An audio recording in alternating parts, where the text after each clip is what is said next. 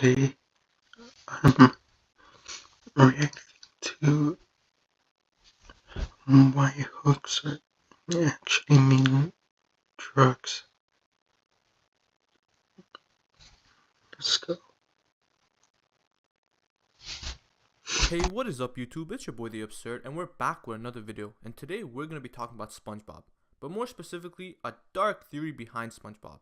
You remember that one episode with the hooks, Hooky?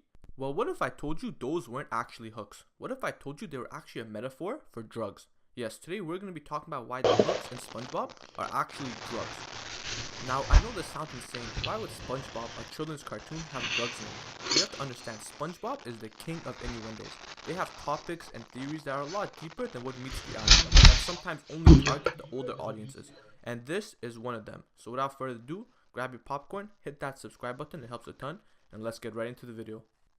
Now, this episode starts off with Mr. Krabs coming into the Krusty Krab and screaming that the hooks are back, the hooks are back. Mr. Krabs explains to SpongeBob that anyone that gets involved with the hooks or attached to the hooks will die immediately. This completely scares SpongeBob and makes sure that he will never go near the hooks until Patrick pulls up. Now Patrick pulls up and says, "Yo, let's go to a carnival," which SpongeBob's like, "Yeah, sure." So they go to check out the carnival, but then we see that the carnival is just literally the hooks that Mr. Krabs warned SpongeBob not to go near. Patrick starts playing with the hooks where SpongeBob's like, "Oh, don't go near them, we're gonna die." But Patrick just kind of shrugs it off and is like, "Don't worry, nothing's bad's gonna happen." They start playing on this horse kind of thing, and that makes SpongeBob completely fold, so he starts playing with Patrick and they start having fun.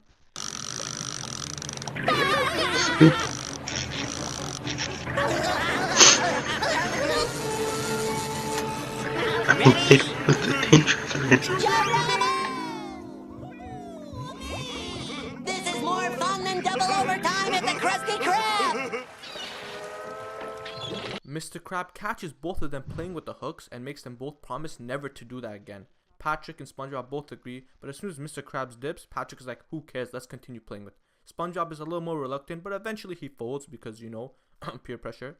And then we see some disastrous results. Patrick gets pulled up all the way and SpongeBob and Patrick almost die. SpongeBob runs to the Krusty Krab and begs for forgiveness, but they all laugh at him because he's naked and he runs home crying. Now, this sounds like a pretty regular episode of Spongebob. Where are the drugs that I supposedly claim are there? Well, let me break it down to you. The first thing is Mr. Krabs. Now, Mr. Krabs has always been the authority / parental figure to SpongeBob. Think about it. Every single time Mr. Krabs says something, SpongeBob immediately agrees to do it. It's almost like his word is law. We also see SpongeBob calling Mr. Krabs sir all the time and has a tremendous amount of respect for him. Mr. Krabs also thinks highly of SpongeBob and always kind of puts him under his wing. So we know Mr. Krab is kind of like the parental figure to SpongeBob. So when he comes in and says the hooks are back, he's specifically saying this to SpongeBob. He doesn't say it to Squidward, he says it to SpongeBob. Think you found the land of milk and honey? They grab you by the britches and hurl you way up high. Then Higher and higher and higher! until you're hauled up to the surface, flopping and gasping for breath. And then they cook you. And then they eat you. Or worse, What could be worse than that? gift shops. This is because he doesn't want SpongeBob to go near it at all. Just like a parent telling their kids not to do drugs. This also makes sense because Mr. Krabs says anyone who gets hooked on the hooks will die. Kind of like drugs, where if you get completely hooked on a drug, your life is practically over. Then we see Patrick's role in all of this. Now Patrick is already an experienced drug user, and we have proof of this because of how he refers to the hooks as a carnival. Now when he tells SpongeBob let's go to the carnival, he takes him to the hooks, and this made me think, why is he referring to the hooks as a carnival? A carnival is a place where people go and have fun. And it made me realize Patrick has already been on the hooks before, just like someone who's already been on the drugs before and wants to show it to one of their close friends. This is also an example of someone peer pressuring someone. We see Patrick consistently peer pressuring SpongeBob to take the hooks, or in this case the drugs, because that's what happens a lot of times in real life. People get peer pressure to take these drugs rather than them just wanting to try it on their own. We then even see Patrick showcase SpongeBob what it is to take the drugs, and we see him about to die, and SpongeBob completely panics thinking that his friend's gonna die. Almost like an innocent person watching one of their friends take drugs and hoping that nothing bad happens to them. But Mr. Krabs said... SpongeBob, let me ask you something. Does this look dangerous? Ah! Patrick, don't! Lighten up, will ya? Or do I have to eat all this cheese by myself? Patrick!